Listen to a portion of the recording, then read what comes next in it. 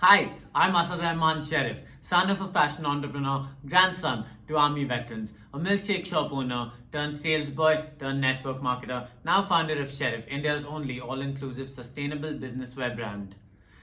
So you have decided to shop more sustainably and ethically. Well, that's great, and we're going to help you do that efficiently with this video.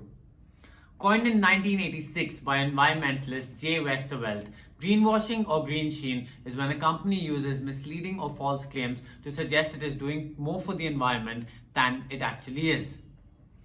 Nowadays, greenwashing can mean two things.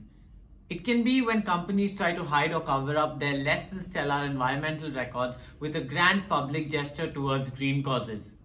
However, the other type of greenwashing is a bit harder to spot, as it is far more insidious.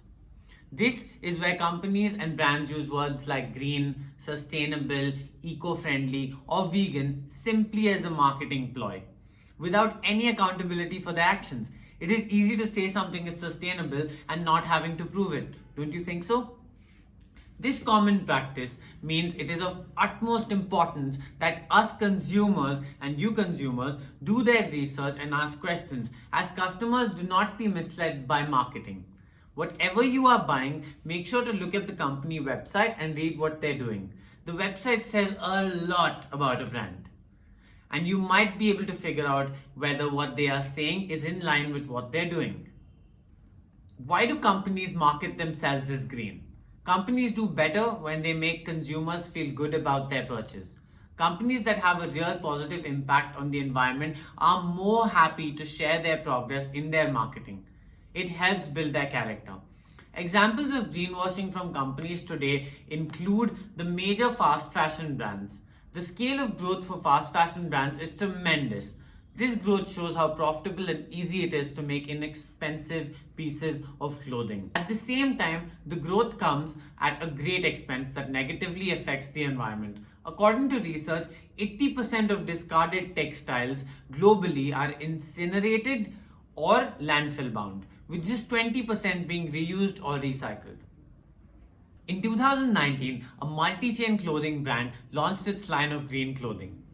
The company claims to use organic cotton and recycled polyester. However, at a glance, the line is nothing but a shelled marketing tactic used to make themselves appear more environmentally friendly. The brand claimed that their garments are 100% organic, thus sustainable. How can something that on average takes about 20,000 liters of water to produce, is farmed by unpaid children and dyed with harmful chemicals, be sustainable? The answer is because companies are legally able to get away with blatant misrepresentation. We as consumers need to make ourselves more aware to safeguard ourselves from these tricks.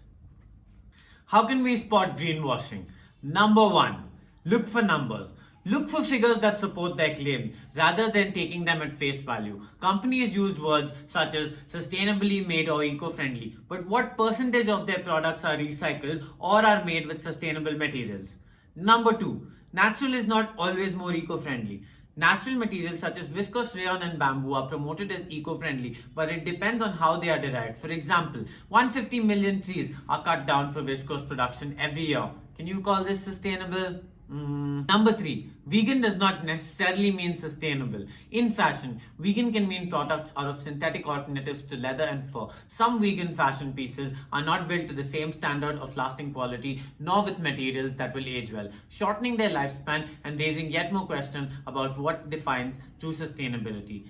These are touted as sustainable as they are not from animals, but they are made with petroleum-based microplastics, and research has only just begun to reveal how these fabrics shed into waterways and contaminate marine species, which is very harmful to the planet. Number 4. Find out who is making your clothes. Brands are increasingly publishing more information about their suppliers, but offering less to no transparency about the actual treatment of their factory workers. The information does not necessarily lead you to the best practice. It leads you to a factory, and you can't possibly know what is going on there. Be sure that no child labor or unfair practices are followed. Number 5. Check for certifications. Look for certifications that the company holds, like fair trade practices, SA 8000, etc. For example, EcoCert guarantees the traceability and integrity of raw materials during all stages of manufacturing. GOTS. Global Organic Textile Standard unifies standards between countries and stages of production. It verifies the organic status of 70% of textiles and can be found on clothing made from organic cotton, hemp, wool, or linen. The solution to all of this could be invest in brands with a holistic approach. Invest in brands that are adopting a holistic approach by looking at the bigger picture rather than focusing on individual issues and sustainability only. A brand that is openly transparent and communicative about its uniform sustainability journey is always the best bet, rather than one that uses sustainability slang with little to no evidence to back it up. Knowing what we are wearing and what it is made up of is our right. Let's use this in the right manner, make responsible choices, and not let these brands brainwash or trick our minds. Sustainable products are not just an option anymore. They are the necessity of the times. And I hope that this video helped you to understand that. Once again, thank you for watching. I'm Asad Rahman Sharif, son of a fashion entrepreneur, grandson to army veterans, a sales boy turned milkshake shop owner turned network marketer, now founder of Sharif, India's only all-inclusive sustainable business wear brand. Thank you and good night.